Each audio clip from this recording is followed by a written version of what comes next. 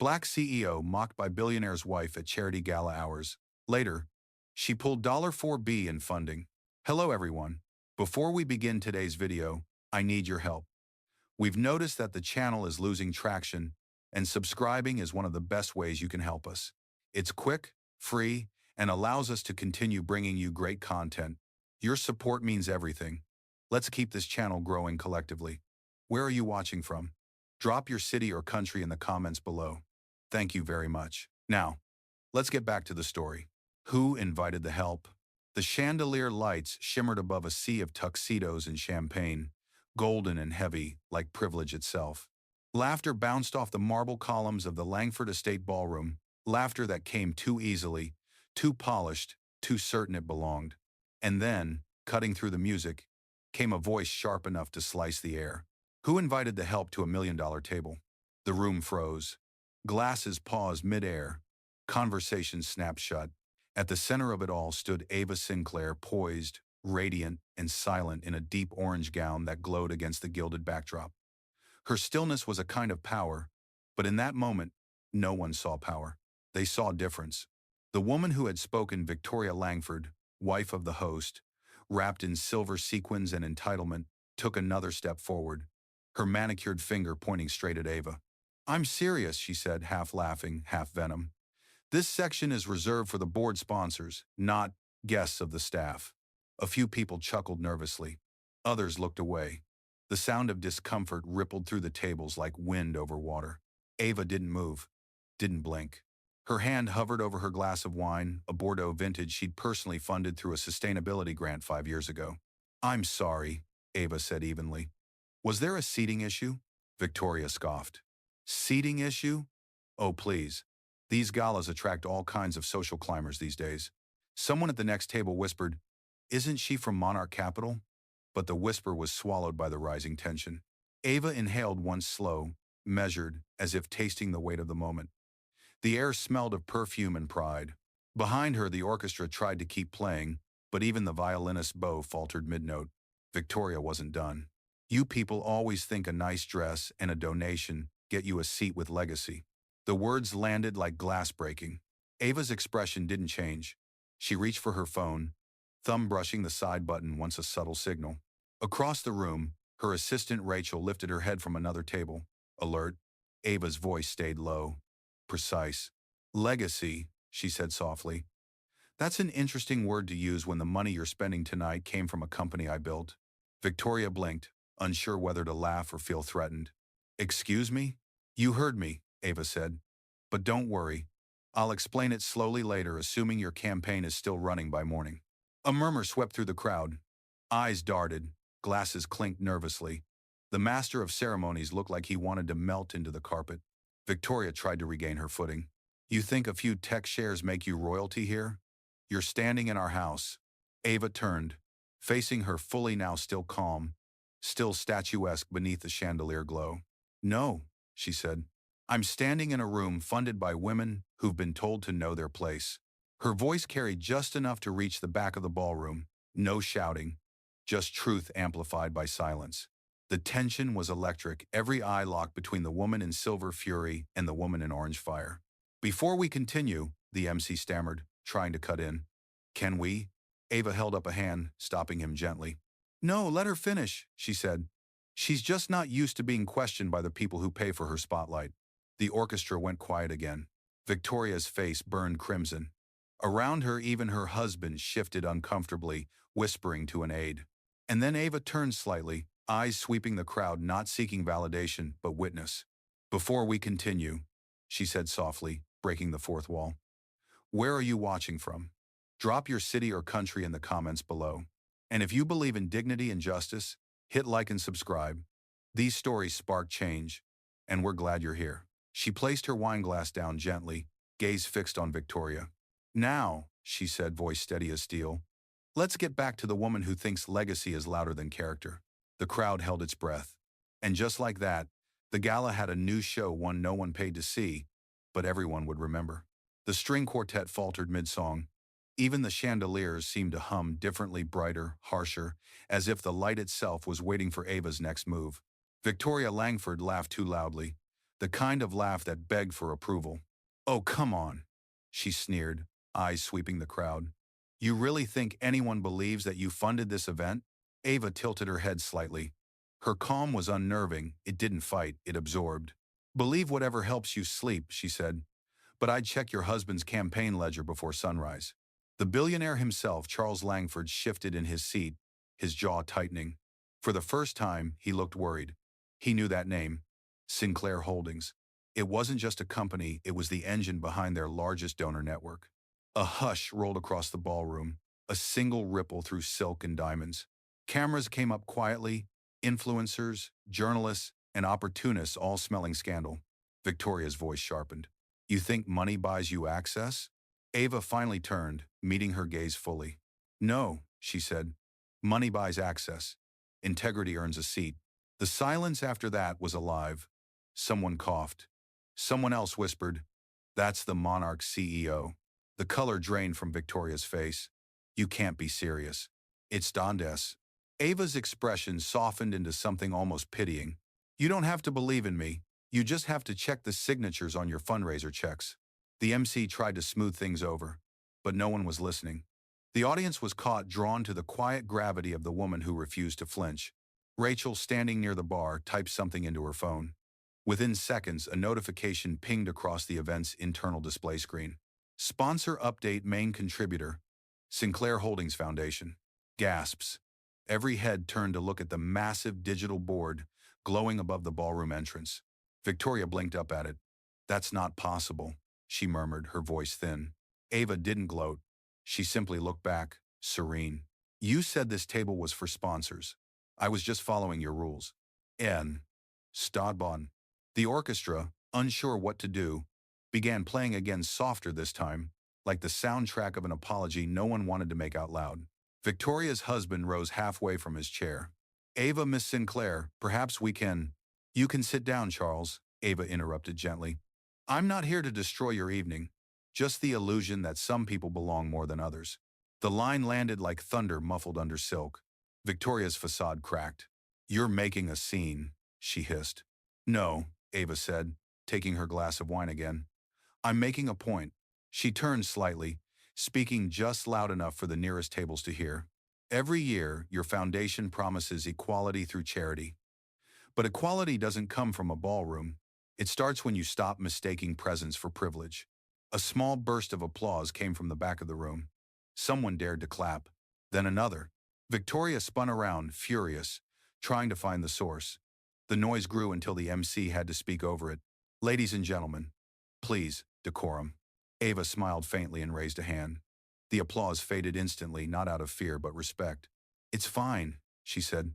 "Let her finish. Maybe she has something useful to teach us tonight." Victoria's voice cracked now, desperate to reclaim control. You're nothing without our network." "And your network," Ava said quietly, "exists because women like me stopped asking for permission to build one." The chandeliers gleamed brighter, like they, too, understood. Ava turned to the crowd. "Before you write your next check to a cause that flatters your conscience, ask yourself if you'd still support it when the face of change doesn't look like yours." Every camera in the room flashed. The hashtag was already being born. Victoria, trembling, reached for her husband's arm, but he didn't look at her. He was staring at Ava, not with anger, but with dawning comprehension. Ava set down her glass. "I'll leave you to your dinner," she said. "I've already had my fill." She turned and walked toward the exit, the crowd parting instinctively. Every heel click echoed through marble, like punctuation controlled, final, unforgettable. And just as she reached the doorway, she paused, her voice carrying back through the hall.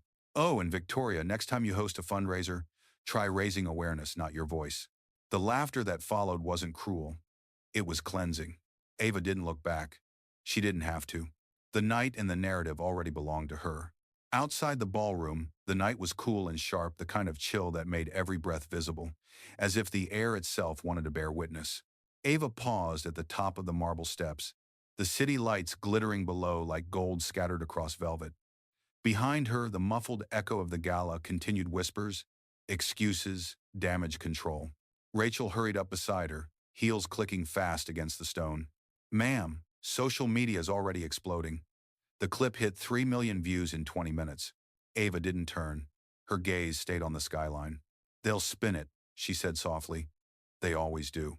They're trying, Rachel replied, scrolling through her phone. But every outlet's leading with one headline. Black CEO silenced at charity event fights back with facts. The public's eating it up. Ava smiled faintly. Let them. But we're not done yet. She stepped forward, pulling her phone from her clutch and dialing a secure line. Yes, this is Sinclair, she said into the receiver. Initiate the review on the Langford Fund. I want full transparency accounts, endowments, political ties. Send everything to the press before midnight. Rachel's eyes widened. You're going public? Ava turned toward her, eyes calm, voice steady. They turned it into a spectacle. I'm just giving them a front row seat. Meanwhile, back inside, Victoria was unraveling.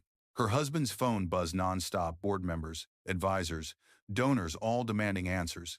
The charity's lead treasurer leaned in and whispered something that drained the color from his face. They're investigating the fund, he murmured. Sinclair's team already pulled every transaction. Victoria slammed her champagne glass down. She can't do that. Her husband's tone was grim. She can. She owns half our liquidity pipeline. The orchestra had stopped playing. The applause had faded. All that remained was the quiet collapse of reputation, the soundless kind that money can't mute. Outside, Ava's car pulled up. A sleek black Maybach glided to a stop beneath the glowing awning. The driver opened the door, but Ava didn't step in yet. She turned back toward the ballroom entrance. Do you know what's funny, Rachel? What's that, ma'am? They always say they built the stage, Ava said, eyes narrowing at the light spilling from the doorway. But they forget I funded the theater. It wasn't arrogance. It was arithmetic. Her phone buzzed again, this time a call from the foundation's CFO. Ava answered. Report. Langford Fund misallocated $12 million to personal accounts. We have documentation. Media outlets are requesting statements. Good, Ava said. Send them everything. Truth doesn't need PR. Rachel looked at her boss with something like awe. You planned this, didn't you? Ava slipped her phone back into her clutch. I didn't plan to be humiliated, she said, but I did plan to never be defenseless. A black SUV screeched to a halt nearby. Two reporters jumped out, cameras raised. Miss Sinclair, can you comment on the Langford scandal? Were you aware of the misuse of funds before tonight? Ava paused on the step, the flash from the cameras bouncing off her orange gown like liquid fire. I was aware of one thing, she said evenly. That integrity costs more than image. Some people can't afford that exchange. Then she entered the car, door closing softly behind her. Inside, the city blurred past in reflections a mosaic of gold, glass, and consequence.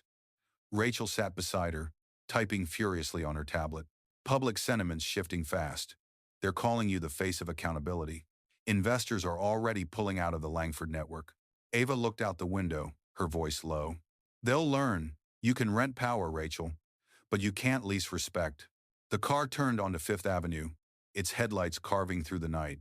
Somewhere behind them, the Gala lights dimmed, chandeliers still glittering over the ruins of reputation. Inside that ballroom, for the first time, silence was louder than applause. And Ava Sinclair, the woman they mocked as the help, was no longer just a guest. She was the reckoning. Morning broke over Manhattan like a reckoning. The headlines hit before the sun fully rose. Langford Foundation under federal review. Sinclair Holdings. Withdraws $4 billion pledge. From Gala to scandal. Inside the night that changed everything. By 8 a.m., every news anchor had the same clip playing on loop. Victoria Langford in her silver gown, mid-yell, finger pointed, face twisted in arrogance, and beside her Ava Sinclair standing calm and regal, every inch the woman in control. In the penthouse suite of the Langford residence, the billionaire couple sat in chaos. Reporters crowded outside the building. The phone wouldn't stop ringing. The campaign's communications director had quit 2 hours earlier. Victoria paced barefoot across marble floors, makeup from the night before smeared like battle scars. This is insane, she hissed. They're crucifying me over one comment. Charles Langford sat at the bar, his tie loosened, staring at the financial reports. His voice was low, cold. They're not crucifying you over one comment, Victoria. They're crucifying us over what that comment revealed. Actions. Actions, Clom. Oh, please, she snapped. Since when did the world care about moral high ground? That woman, she humiliated me. Charles looked up sharply. That woman saved this foundation. She was our top donor. You embarrassed the only person keeping this operation solvent. Victoria froze. For a moment her bravado cracked, replaced by something smaller fear. You're taking her side? I'm taking the side of reality, he said. We're finished without her funding. And you, he gestured at the TV, just handed her the entire moral stage. She turned away, trembling with rage.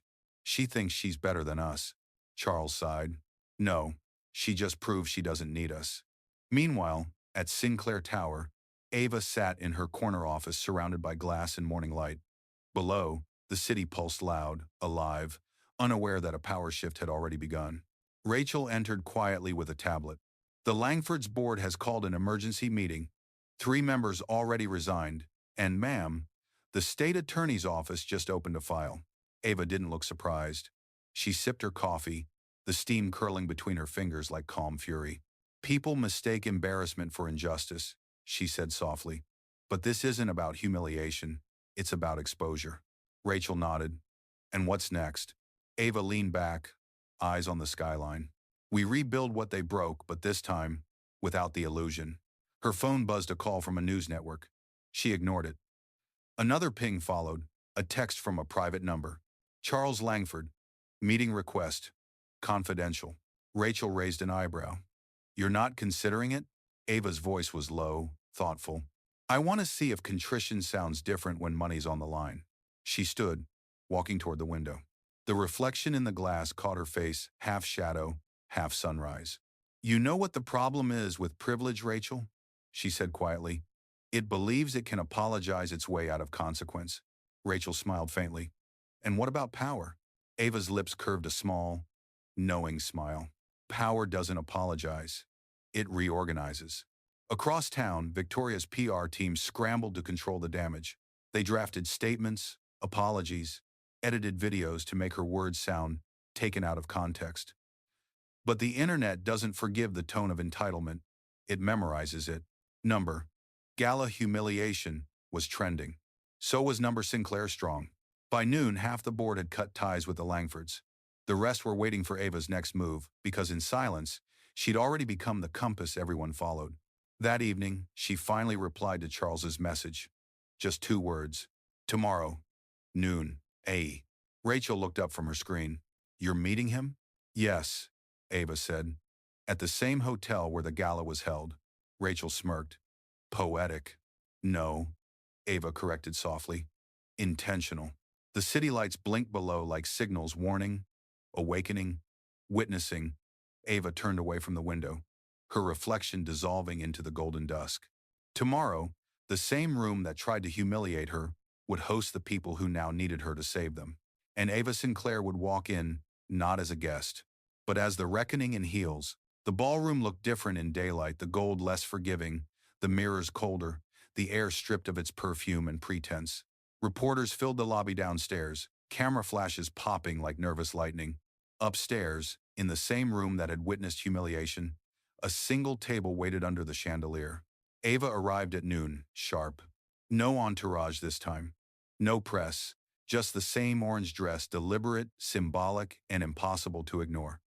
Her heels clicked across the marble like a metronome, counting down someone else's time. Charles Langford stood as she entered, extending a hesitant hand. Miss Sinclair, thank you for coming. Charles, Ava interrupted, voice even. Let's not pretend courtesy makes this less awkward. He nodded, lowering his hand. Victoria sat beside him, eyes hidden behind dark sunglasses, her once perfect hair now tied back hastily. The arrogance from the night before had drained from her posture. Only fear remained, the kind that knows it's been recorded, archived, and replayed 1,000 times. Ava took her seat opposite them. She didn't need a lawyer, didn't need a statement. Her silence had already become the loudest story in the country. Charles cleared his throat. We wanted to speak directly. To apologize, of course, but also to find a way forward. This incident has damaged us both. Ava tilted her head slightly. Both? Your name's in every headline, too. Maybe we can turn this around, frame it as a misunderstanding, release a joint statement. Ava cut him off with a glance. A misunderstanding is forgetting someone's name, Charles. What happened here was a declaration. Victoria shifted uncomfortably. Look, she muttered. I said the wrong thing in the heat of the moment. I was frustrated. People make mistakes. Ava leaned forward, elbows on the table, voice low but sharp. You didn't make a mistake, Victoria. You made an assumption. One built on years of never being told you were wrong. The silence stretched long and thin. Rachel wasn't there to document this meeting. No press officer, no audience. Just three people in a room that had already chosen its history. Ava slid a folder across the table. Inside are the audit results from your foundation. 12 million diverted, 3 in personal accounts, 7 in campaign misallocations. I suggest you read them before the Attorney General does. Victoria's hands trembled as she opened the folder. Her face drained of color. You can't just expose theft, Ava said calmly. I can. I did. Charles looked broken now, voice barely a whisper. What do you want, Ava? Ava rose from her chair. Her presence filled the room, not loud, not dramatic, just undeniable. I don't want anything, she said, but I'm offering something. They looked up. The chance to rebuild this foundation the right way, she continued. Under new leadership, with transparency, with the kind of people you used to overlook. You can call it redemption. I call it cleanup. Victoria stood abruptly. You're taking everything from us. Ava met her eyes without flinching. You handed it over the moment you opened your mouth. The chandelier above flickered as if reacting to the weight in her tone. Charles exhaled shakily. And if we agree? You resign publicly, Ava said. Transfer control to the board. I'll reinstate partial funding enough to keep your programs alive. But the Langford name comes off the door. Victoria's lip quivered. You're erasing us. No, Ava replied. I'm correcting the record. She gathered her bag, standing tall. You wanted power to make you untouchable. I wanted purpose to make me useful. Looks like we both got what we asked for. Charles nodded weakly, his voice barely audible. You'll have the papers by tonight. Ava turned to leave, then paused at the door. Charles, she said softly, without turning back. Teach your wife something before it's too late. What's that? That silence isn't weakness, it's restraint. Her heels echoed through the empty hall as she walked away, the same rhythm that began this story now marking its turning point. Outside, cameras waited, but Ava didn't stop for them. She didn't need to, because real power doesn't demand attention. It rearranges the world quietly until even the guilty start quoting your words. And behind her, under the chandelier that had once shimmered over her humiliation, two people finally understood what it meant to be small. By the end of the day, the world already knew. News tickers scrolled across every financial network. Langford resigns from Charity Foundation after discrimination scandal. Sinclair Holdings to oversee restructuring of $4B philanthropy fund. Active. But inside Ava's penthouse office, the noise was just static. She sat behind her desk, calm and unhurried, as though this had all been scheduled in her calendar. The city stretched beneath her, a living organism pulsing with both admiration and resentment. Rachel stepped in quietly, a folder in hand. It's official, she said. They signed the resignation, controls transferred to the interim board. Your name's on the new charter. Ava didn't look up from her screen. Good. Let's make sure the boardroom looks different this time. New blood, new color, new conscience. Rachel smiled. Already shortlisted. Half of them are women who used to intern there before being told they didn't fit the culture. Ava finally looked up, meeting Rachel's eyes, with quiet pride. Then it's time that culture started fitting them. End quote. The assistant hesitated, then added softly, You know, everyone's calling you the woman who brought down a dynasty. Ava laughed under her breath, a soft, exhausted sound. I didn't bring anything down, Rachel. I just stopped holding it up. She stood, crossing to the floor-to-ceiling window. Below, cameras still flashed at the building's entrance. Drones hovered, desperate for another soundbite, another image. They'll want a quote soon, Rachel said. Do you want me to prepare a press statement? Ava shook her head. No statements, the work will speak louder. Her phone buzzed. Another message from Charles Langford. Thank you for not destroying us completely. You didn't have to give us another chance. Ava stared at it for a long moment, then typed back. Justice isn't revenge, Charles. It's correction. She locked the phone and turned away. Hours later, in the Foundation's downtown office, Workers were already removing the gold-lettered Langford Foundation sign from the marble wall. The letters hit the ground one by one, echoing through the empty lobby like fallen crowns. In their place, workers carefully mounted a new plaque. The Sinclair Initiative for Equity. Cameras rolled as the final letter was tightened into place. Outside, reporters shouted questions. Ava arrived just as the ribbon was cut.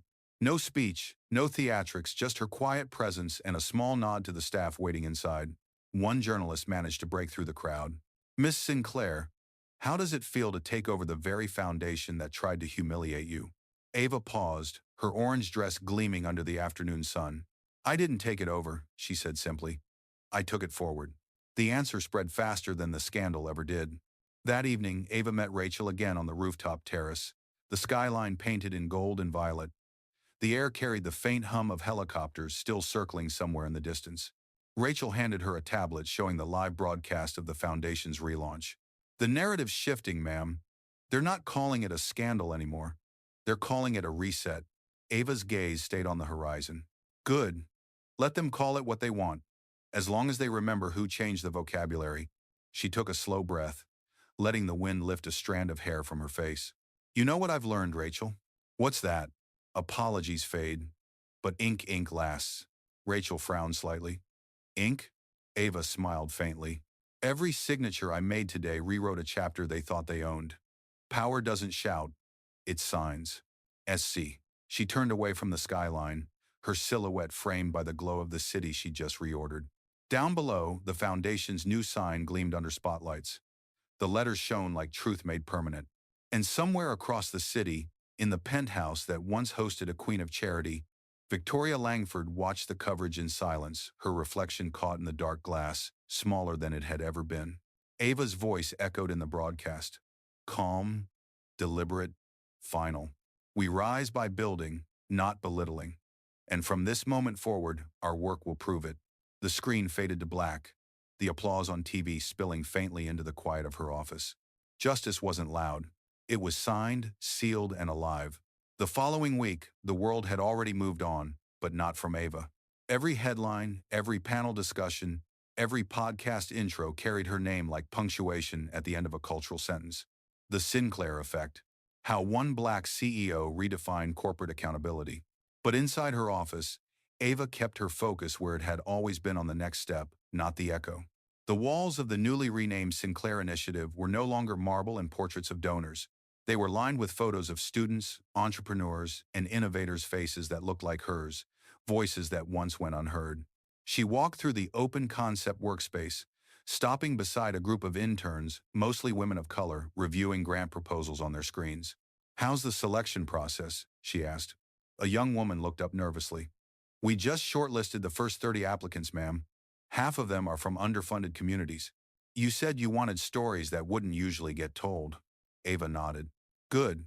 That's how you build legacy, by giving the microphone to someone who's never had one." The girl smiled, relief and pride mixing in her eyes. Rachel approached, tablet in hand. "Ma'am, the mayor's office just called. They want to honor you at the City Equity Gala next week." Ava raised an eyebrow, amused. "Another gala? Haven't we had enough chandeliers for a lifetime?" Rachel laughed. "They said this one's different. You'll be the keynote speaker." Ava turned toward the window, her reflection layered against the skyline. "I'll think about it. I don't do celebrations. I do continuations." That evening, she met with the initiative's advisory board, a diverse circle of leaders who now looked to her not as a savior, but as a standard.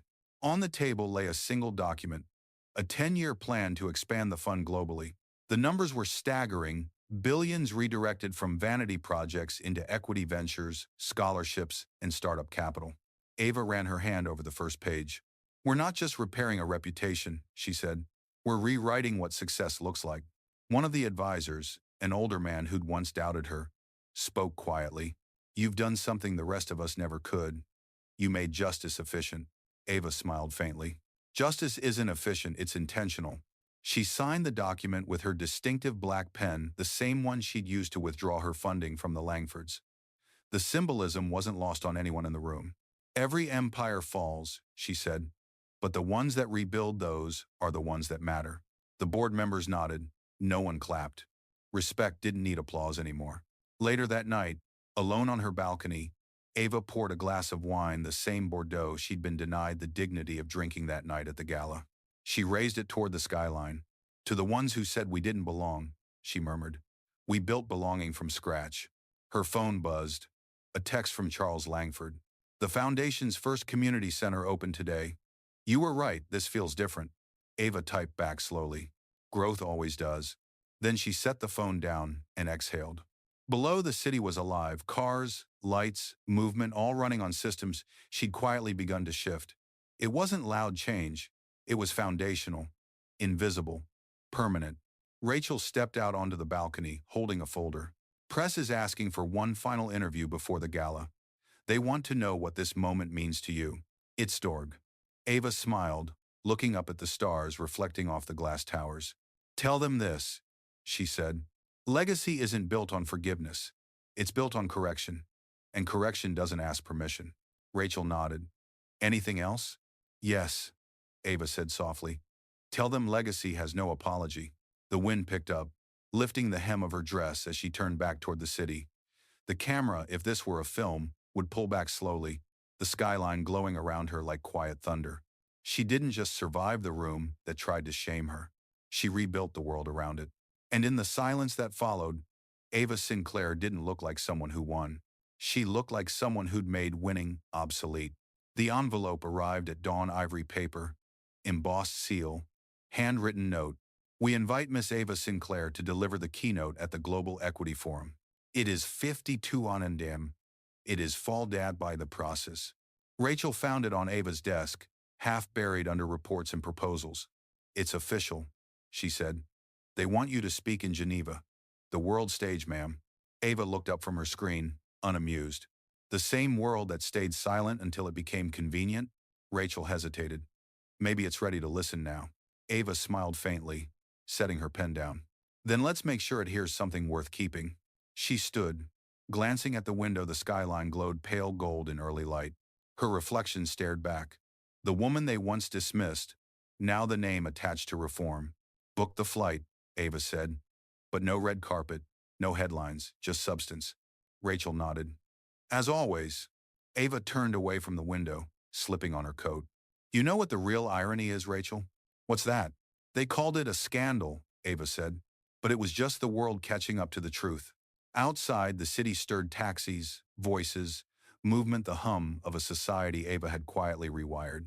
And as she stepped into the elevator, she whispered the words that had carried her through every room that once doubted her. Power isn't proven, it's remembered. The doors closed. Fade to black. The jet sliced through the clouds like it belonged there, silent, effortless, sovereign. Ava sat by the window, watching the horizon bleed into gold. Below her, continents shifted. Above, the sun kept its steady promise. Rachel leaned over from the next seat. Geneva in 2 hours, she said softly. Are you ready? Ava smiled, the calm of someone who'd already won the only battle that mattered. I was ready the first time they told me I didn't belong. If you seen actions on of the con of, in for mighty go, and miter 6 stars. She turned back to the window, tracing the faint outline of the sky, endless, borderless, familiar. The seatbelt sign chimed. The world awaited her words, her presence, her truth. But Ava didn't need to announce her arrival. The woman once pulled down, now moved above the clouds, and this time, no one could reach her. Funny, she whispered, eyes glinting. They tried to ground me, but the sky remembers who built the wings. Fade out.